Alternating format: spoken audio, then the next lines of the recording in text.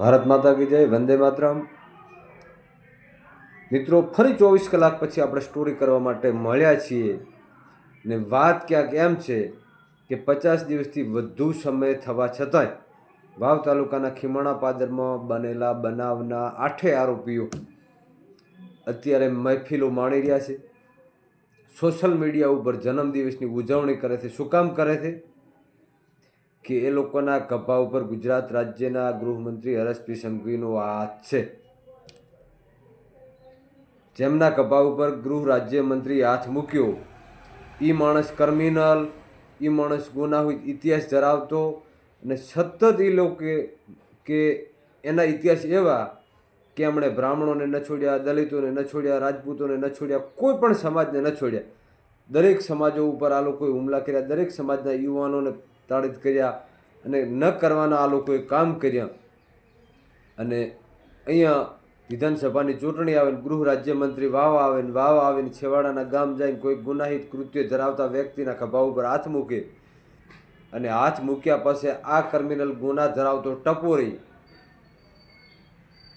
એને એવું થઈ ગયું કે હવે હું સર્વા થઈ ગયો છું અને મારું હવે કોઈ કાંઈ બગાડી શકવાનું નથી। ત્યારે આવા ટપોરીઓને અમે કહેવા માગીએ છીએ કે કાયદો અત્યારે હતો, તે દાડે હતો અને આવનારા સમયમાં રહેશે। અને ભારતીય બંધારણ એટલું તો મજબૂત છે કે ગમે અને ગમે ત્યારે ખોળીને પતાળમાંથી કાઢી અને કાયદાનું ભાન કરાવે છે। આ ભારતીય લોકશાહીની અંદર અને ભારતના બંધારણ ઉપર અમને સંપૂર્ણ વિશ્વાસ છે, દેર છે અંધેર નથી।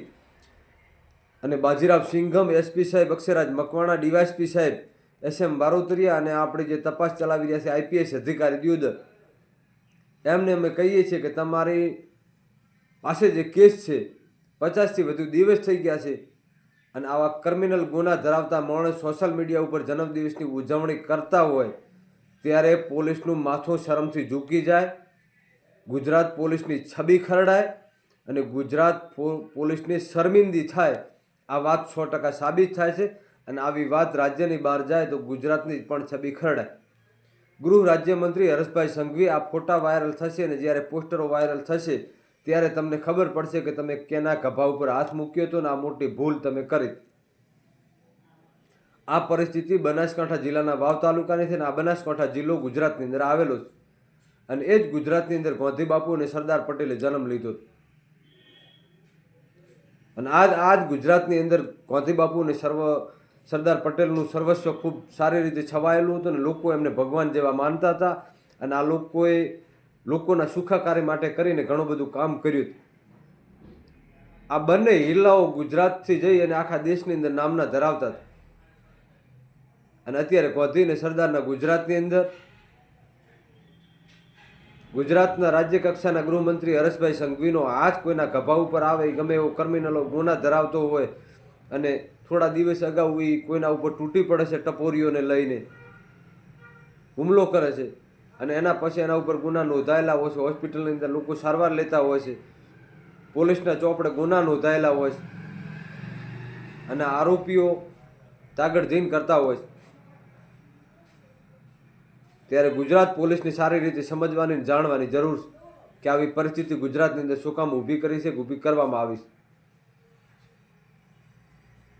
અને આવા માણસોને છૂટો દૂર કેટલા દિવસ રહેશે એનો ખુલાસો ગુજરાતના ગૃહમંત્રી હર્ષભાઈ સંઘવીએ કરવો જોઈએ અને હર્ષભાઈ સંઘવી મીડિયાની સમક્ષ આવીને આવો ખુલાસો કરશે ત્યારે લોકોને ખબર પડશે કે ભાઈ ભારતીય જનતા પાર્ટીમાં આવા લોકોને લીધેલા છે ને એ લોકો કાયમિક માટે આવા ધંધા કરવાના છે અને એમને સર્વા ગુજરાતની અંદર કરી દીધા છે કારણ કે એમની ઉપર ગુજરાત સરકારનો હાથ છે અને ગુજરાત સરકારના હાથ જેના ઉપર છે એ ગમે તે ધંધો કરી શકે, ગમે તેને મારી શકે, ગમે એની ઉપર હુમલો કરી શકે અને એને કોઈ પાપ લાગતું નથી ને એને કોઈ કાયદો અડતો નથી એટલે એ બધો ધંધો કરી શકશે અને તમારાથી એમને કંઈ પણ નહીં કહેવાય। આવી એક વિડીયો કોન્ફરન્સ ગુજરાતના ગૃહ રાજ્યમંત્રી હર્ષભાઈ સંઘવી કરી લે તો ગુજરાતના લોકોને હળવા મને એવું થઈ જાય કે હવે લોકશાહી મરી પરવારવાની તૈયારીમાં છે અને કાં મરી પરવારી છે એટલે લોકોનો વિશ્વાસ હવે આ લોકશાહી ઉપરથી ઉઠી રહ્યો છે।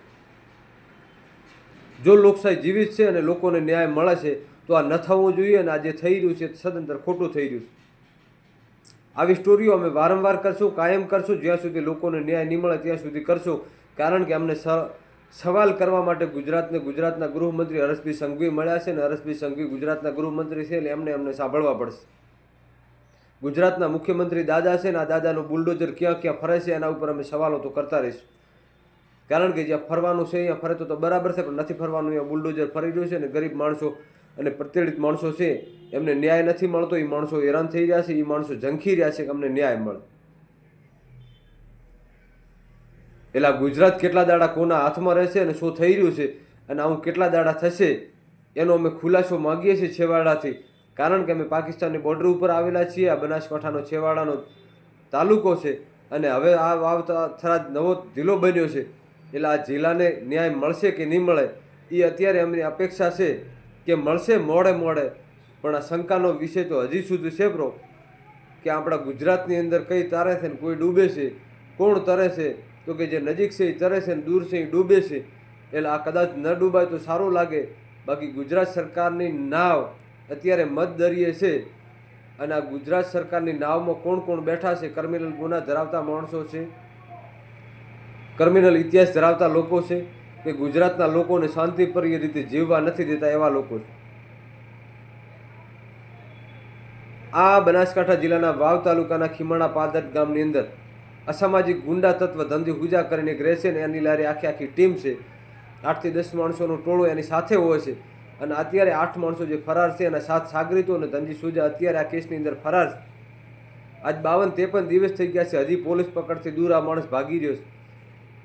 આને ઓછ કોણો છે, ઓળો કોનો છે, આ ક્યાં રહેશે, કોણ આને સંગ્રહ છે, આના ઉપર પણ તપાસ થવી જોઈએ. અને આવા ગુનાહિત ઇતિહાસ ધરાવતા લોકોની ઉપર પોલીસ શું કામ નથી ત્રાટકતી ને પોલીસ આવા લોકોને શું કામ નથી પકડતી? કારણ કે પોલીસ ધારે તો પાતાળમાંથી લોકોને પકડી શકે, પોલીસ ધારે તો રાજ્યની બહાર જઈને પણ લોકોને પકડી શકે છે.